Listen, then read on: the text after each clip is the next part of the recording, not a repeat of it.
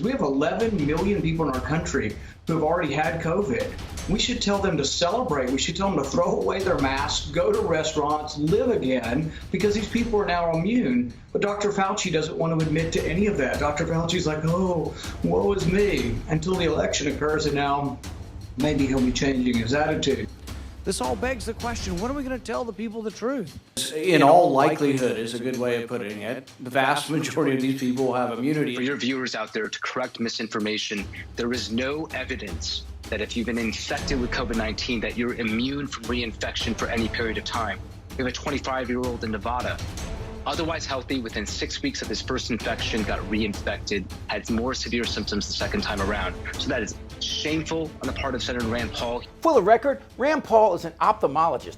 He's a real doctor, like the guy at the mall that decides whether you look better in Ray-Bans or contacts is a real doctor. No offense to the Eyeglass Hut, but Paul is a real danger to everyone. He pretends that he knows what he doesn't, and these people believe him. So here's what he's not. Rand Paul is not an infectious disease specialist. He's not an epidemiologist. He's not a virologist. He has no experience in studying or researching pandemics, zoonotic viruses, or emerging threats from wet markets. He's never worked on H1N1, SARS, MERS, or Ebola. So who is he? He's a hack politician who saddled up to this sociopath. We have a situation with the virus. We've done a great job. The press won't give us credit for it. And pretends to be a specialist dealing with SARS-CoV-2, a novel coronavirus that has infected millions and is killing people around the world. His only specialty was he was careless enough to contract COVID and pretends that makes him an expert. That's like me jumping off a building and saying I'm an expert in gravity.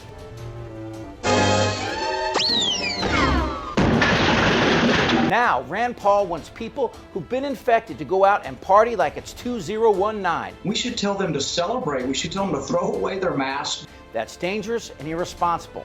Here's what we don't know. We don't know how long the natural antibodies last, how effective they are, and if you can still infect others. And Rand Paul has the stones to attack Dr. Anthony Fauci, arguably the smartest guy in the room when it comes to COVID. That it's okay to take their kids back to school.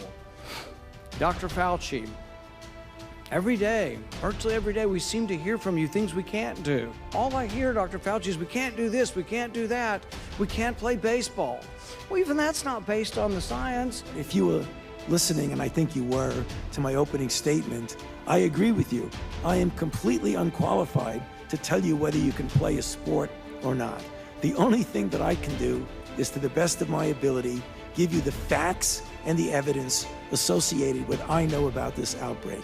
So I think we ought to have a little bit of humility in our belief that we know what's best for the economy. And as much as I respect you, Dr. Fauci, I don't think you're the end all. I don't think you're the one person that gets to make a decision.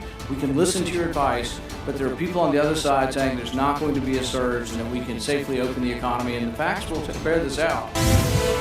We're following the breaking pandemic news. The United States just topped 9 million confirmed coronavirus cases.